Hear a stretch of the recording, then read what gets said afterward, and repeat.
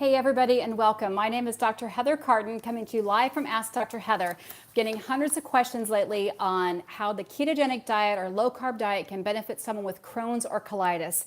So number one, you want to eliminate all of the starchy carbs and starchy grains, even things like potatoes and rice and corn. Why? Because they can get stuck in the gut, and once they get stuck in the gut, they start to ferment. Those fermentation actually feeds unwanted gut flora.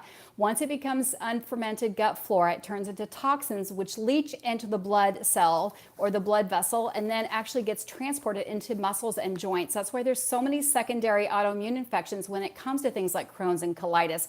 You also want to eliminate all types of sugar, whether it's honey, whether it's maple sugar, because sugar feeds inflammation all day long. And in inflammatory bowel disease, you want to eliminate sugar even from fruits and things like that.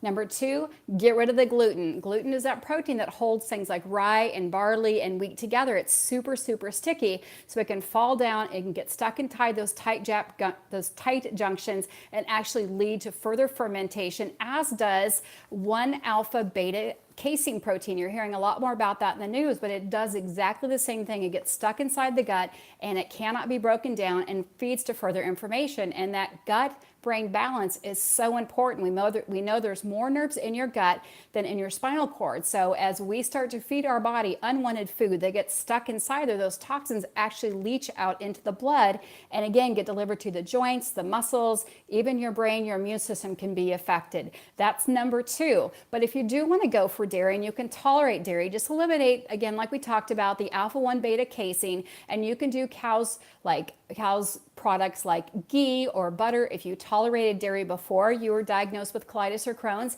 And then if you do tolerate it well, then maybe try doing some sheep or some goat that's locally grown, that's organic and unpasteurized. We know there's 23 similar chromosomes in sheep milk and goat milk as there is a human breast milk. So if you tolerated dairy before and it does not cause inflammation, I definitely go for something locally grown organic from sheep or from goat.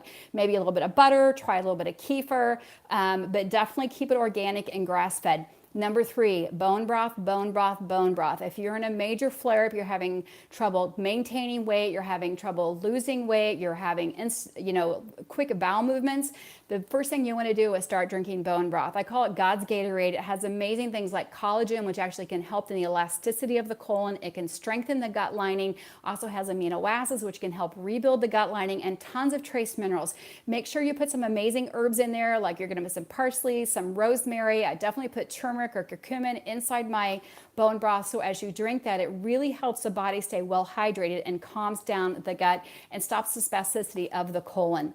Number three, I don't know which came first, anxiety or the colon issues, but we know that there is a lot of stress, a lot of depression, a lot of anxiety, a lot of insomnia associated with gut colitis and Crohn. So when we talk about inflammatory bowel disease, we want to use things that are non-toxic to the body, like essential oils, things like frankincense and lavender and rosemary. Peppermint can even be taken orally to help calm down the body.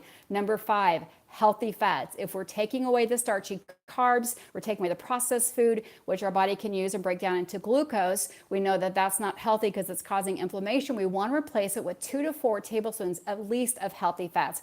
Coconut milk, coconut oil, coconut cream.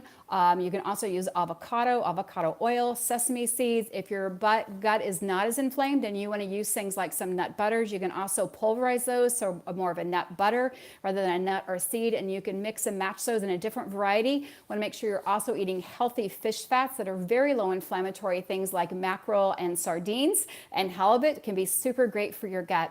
You can also use the oils, whether you're oil pulling, you can rub it on your skin because our skin's still going to absorb that. So, and again, putting the essential oils in the bathtub can also help the lower part of the colon and the rectum calm down. So those are my 5 tips of actually fighting and giving you some hope that we know the gut can actually heal, even though research says there is no cure for colitis or Crohn's. We know there's a whole host of lists of different pharmaceuticals or different surgeries, but let's start healing it at the cellular level. So let's review those. Number one, get rid of the starchy carbs, all the processed sugar, get rid of the gluten, the alpha beta 1 casein that is not digested by the body.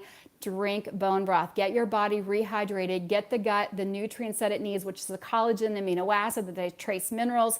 Use essential oils to help calm down the body, calm down the gut, so to speak, to stop that fight or flight response going on inside the gut. Number 5, give your body healthy fats. So yes, it sounds like a ketogenic diet, because in that ketogenic state, our body's going to actually help protect lean muscle mass. We know that the ketone body, beta hydroxybutyrate, actually inhibits an inflammatory cascade, some of the interleukins, so it actually helps reduce inflammation.